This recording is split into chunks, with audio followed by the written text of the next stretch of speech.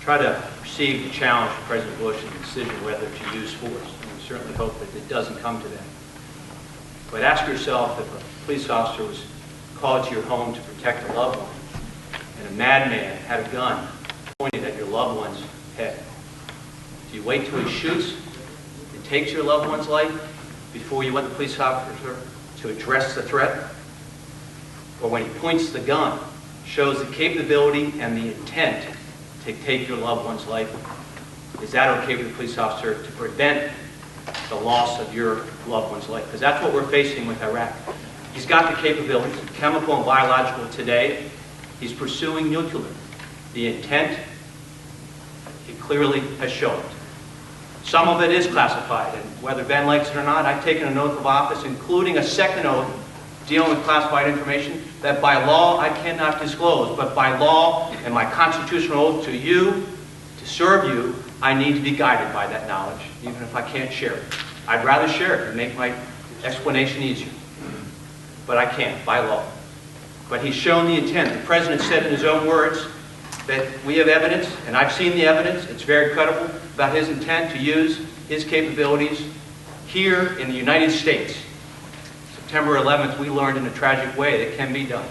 Do we wait for another tragic September 11th? Or do we look at his capabilities, his intent, and his track record? He's used gas against his own people, his own children. He tortures his own children to coerce political opponents. He rapes mothers. He rapes wives to coerce political opponents. He supports terrorists. He rewards them when they take the innocent lives of citizens, including Americans in the Middle East. Unprovoked, look at his track record. Look at what he has done, what he is working to do. Why is he not providing for his children of his nation and diverting billions of dollars to weapons of mass destruction that are offensive in nature, not defensive? Why? Unless he wants to use it.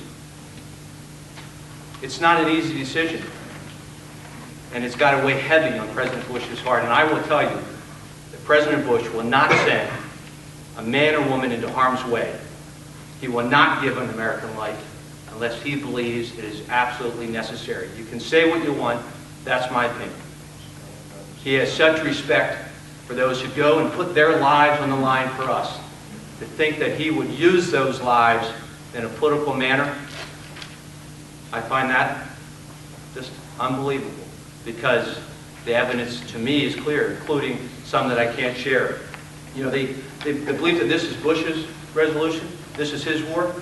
Somehow we forget it was 1998 when a unanimous Senate, overwhelming majority in the House, passed a resolution that President Clinton said the law of the land is regime change in Iraq, the removal of Saddam Hussein, and the imposition of a democratic government. Not George Bush, Bill Clinton, unanimous Senate, and almost unanimous House. 1998, 4 years ago. It's the official policy of our government.